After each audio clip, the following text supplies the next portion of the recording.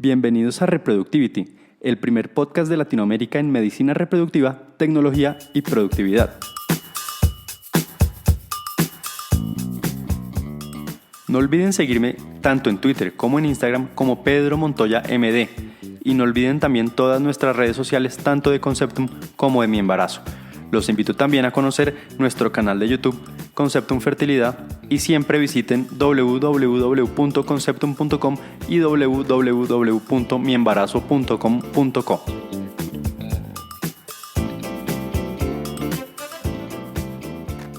Bienvenidos al episodio 18 de Reproductivity. Hoy el capítulo es de productividad y hablaremos de la carta que publican cada año Bill y Melinda Gates en el blog de Bill Gates, en la cual nos cuentan cuáles fueron las sorpresas más impresionantes del año anterior. Como algunos de ustedes sabrán, Bill y Melinda Gates tienen una fundación y a través de esta fundación participan activamente e invierten mucho dinero en temas como cambio climático, educación, pobreza, por ejemplo, enfermedades tipo Alzheimer, malaria. Y entonces en esta carta nos cuentan cada año cuáles fueron las sorpresas más impactantes del año anterior y cuáles han sido los avances de aquellas cosas en las que invierten más importantes. Entonces empezamos. La primera sorpresa que les llamó a ellos la atención es África, ya que es el continente más joven del mundo. Tiene una edad mediana de 18 años y si lo comparamos con Estados Unidos, que tiene una edad mediana de 35 años, pues vemos que el potencial es enorme. El capital humano, si se aprovecha, es impresionante. Cuando se revisan los datos, de 2020 a 2100, se proyecta que el mundo, que hoy tiene alrededor de 506 millones de niños entre 0 y 4 años, para 2100 tendrá alrededor de 357 millones, una disminución muy importante.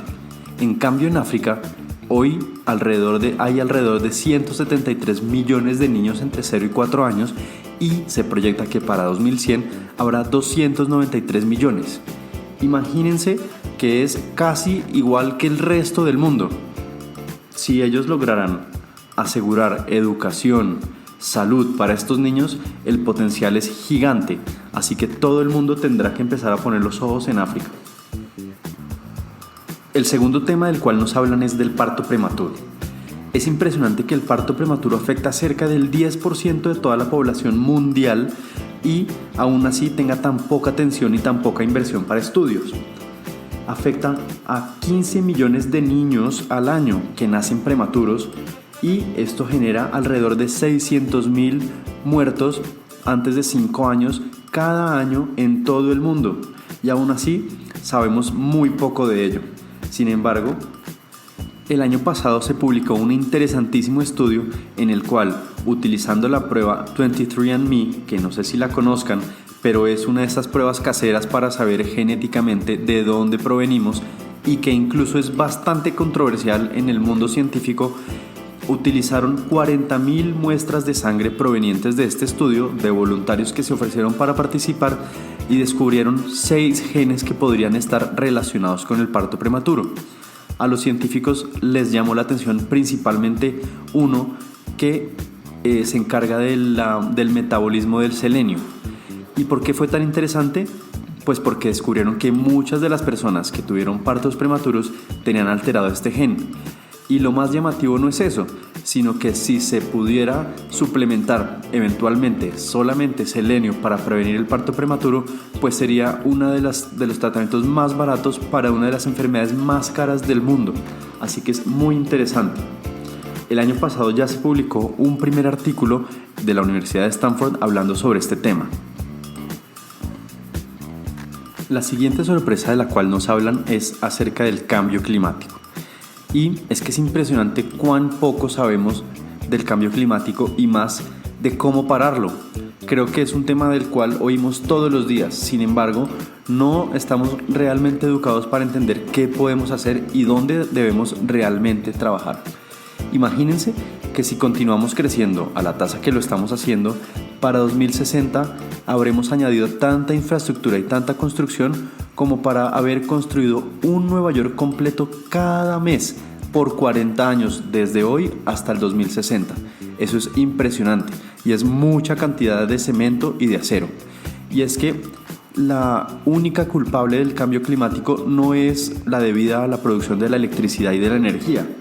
Esta sí es muy importante y abarca casi el 25% de la emisión de gases de invernadero, pero es que hay otros muy impresionantes como la agricultura, que poco sabemos acerca de esto, la producción de gases por el ganado y lo que cuesta la producción de la agricultura, que es culpable del 24% de la producción de los gases de invernadero.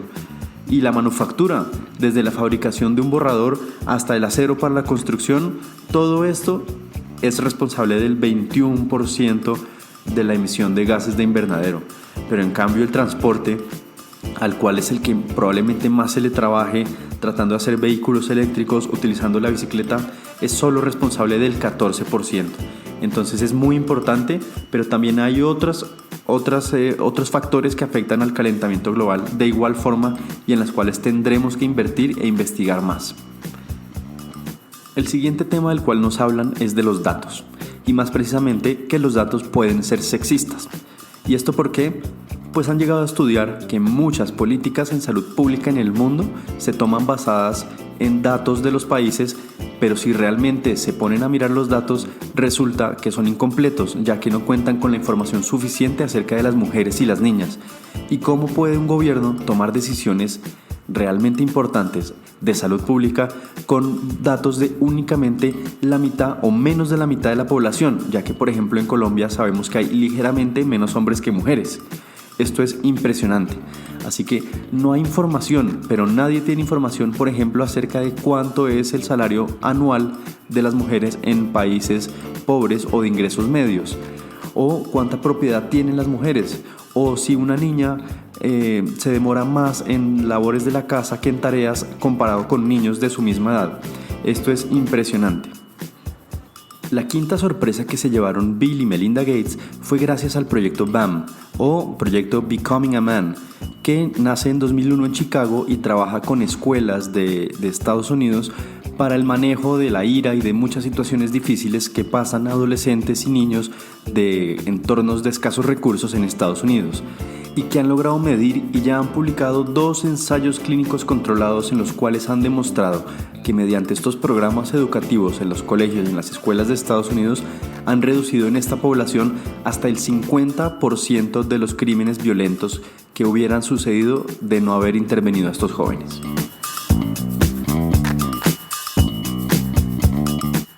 Lo siguiente sobre lo cual nos hacen reflexionar es sobre la necesidad de pasar de la palabra nacionalista para pasar a la palabra globalista.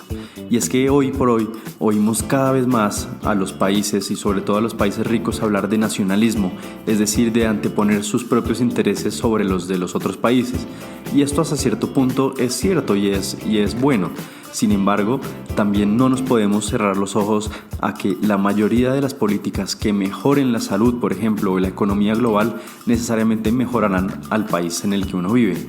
Así que ellos invitan a invertir más en la salud pública mundial, a invertir en las economías difíciles alrededor del mundo. Y esto lo pueden probar de muchas formas y ponen los ejemplos de las vacunas. Por ejemplo, el Fondo Mundial y Gavi, que son 2 iniciativas diferentes para vacunar, han logrado salvar millones de vidas. De hecho, calculan que desde el inicio de la Fundación Global en 2002 hasta ahora, a través de inversiones en SIDA, en tuberculosis y en malaria, se han salvado 27 millones de vidas. Y desde 2000, Gavi, que es una iniciativa para vacunación mundial, ha vacunado a más de 690 millones de niños, que es como vacunar a casi cada persona en Europa. Así que estas iniciativas no son solo importantes, sino necesarias alrededor del mundo y se requieren más y mayores recursos para ellas. El séptimo tema del que nos hablan Bill y Melinda Gates es acerca de los inodoros. Resulta que los inodoros o el inodoro se diseñó o se inventó en 1775 y desde entonces ha habido casi 0 cambios al inodoro como lo conocemos hoy. Pero resulta que cerca de 2.000 millones de personas en el mundo no tienen acceso a un inodoro y por ende a un baño limpio con condiciones higiénicas mínimas. Pero Pero el problema no es el inodoro en sí, sino es la infraestructura en acueductos y en desagüe y en manejo de aguas negras que no es posible llevar a sitios remotos y a países pobres. Por esta razón, en 2011 empezaron a invertir en el diseño de un inodoro que pueda cumplir todas estas necesidades. El año pasado, en 2018, hicieron una feria en China, en Beijing, donde se presentaron los últimos desarrollos en inodoros que no requieran un sistema de desagüe con una infraestructura importante y que además sean amigables energéticamente, que maten a los patógenos y cumplan una serie de funciones mínimas para llevar a todas las partes del mundo. Hay grandes diseños en los cuales ya se ha logrado innovar y que se ha desarrollado mucha tecnología. Sin embargo, el principal problema a hoy es el costo. La mayoría de estas invenciones implican un alto costo. Por esta razón, ellos han empezado a invertir fuertemente para disminuir los costos de estas tecnologías. Y es que resulta que por la falta de un inodoro, se calcula que la mortalidad es de 800 niños al día en el mundo. Esto es inimaginable, así que será un campo para seguir trabajando. La octava sorpresa de la cual nos hablan está relacionada con la educación, y es que han medido que la deserción escolar es más alta que en mucho tiempo. Resulta que hasta el 50% de los estudiantes tienen 25 o más años, y el 50% de ellos tienen un trabajo al tiempo que estudio, y hasta el 25% de los estudiantes de college tienen al menos un hijo. Así que la deserción es enorme porque o se trabaja y se tiene un hijo o se estudia. Sin embargo, para resolver este problema en Estados Unidos se han empezado a desarrollar unas plataformas utilizando software para la educación virtual, que no reemplaza a la educación presencial ni a los profesores, sino que al contrario los complementa. Y con software se ha logrado dar clases de diferentes tipos que ahí mismo pueden retroalimentar al estudiante, ver en qué falla más, preparar quizzes con inteligencia artificial para que sean exclusivamente de los temas que más le han dificultado el aprendizaje.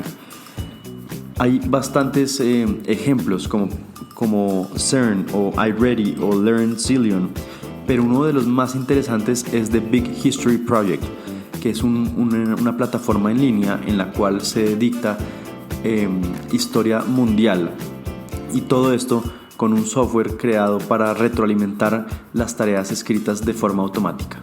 Increíblemente, esta tecnología ya se está utilizando en Estados Unidos y solo para el caso del Big History Project, más de 3.000 colegios en Estados Unidos lo están utilizando con resultados increíbles. Así que esto seguirá avanzando y nos servirá en nuestro país y en muchos países del mundo, probablemente. Y la última sorpresa que nos cuentan es acerca de los celulares o del uso del celular. Resulta que en los países de altos ingresos o los países ricos, el celular o el smartphone se usa para hacer cosas que ya hacíamos. Pues puedo mandar un email, que también puedo mandar por el computador, o puedo utilizar el correo común y corriente. Puedo utilizarlo con Google Maps en vez de utilizar un mapa real, pero tengo a disposición el mapa real, etc. Sin embargo, en países pobres y en zonas marginalizadas o en poblaciones marginalizadas, el celular no solamente mejora estas situaciones, sino que puede cambiar la vida. Por ejemplo, en mujeres de zonas pobres de África, el uso del celular puede llegar a cambiar la vida, y es que o crían los hijos, o cocinan, o cuidan la casa, o hacen todo lo demás. Pero el uso de un smartphone y del internet, por ejemplo, podría dar acceso a un banco, podría dar acceso a compra de anticonceptivos, que de otra forma sería estigmatizarse yendo al hospital a conseguirlos, y un sinfín de oportunidades más.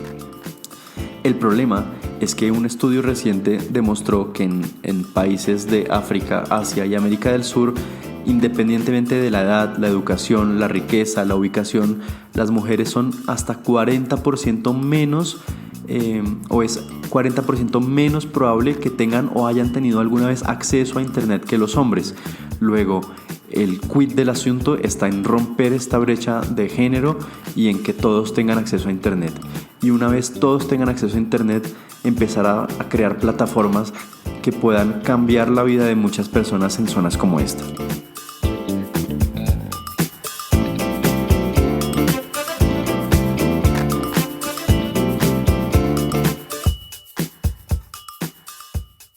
Eso es todo por ahora. Dejo un poco más de explicaciones y un poco más amplio el tema en el blog del podcast para que lo revisen. Está en la página de internet y recuerden que pueden descargar nuestro podcast desde iTunes, desde la aplicación de podcast para Apple, desde Spotify, desde Google Play y desde prácticamente todas las aplicaciones donde hay podcast disponible.